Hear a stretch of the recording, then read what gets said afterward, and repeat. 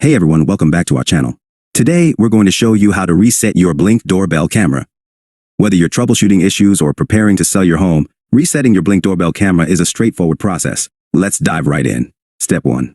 Understanding the reset process. First things first, let's understand why you might need to reset your Blink Doorbell camera. This can help resolve connectivity issues, restore default settings, or prepare it for a new setup. Step 2.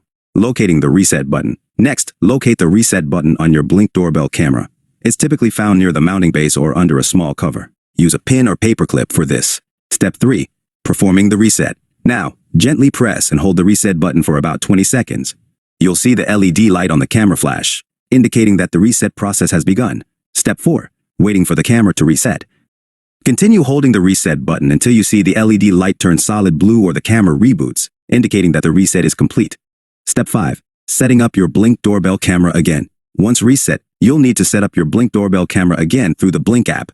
Follow the app's instructions to reconnect it to your Wi-Fi network and configure any personalized settings.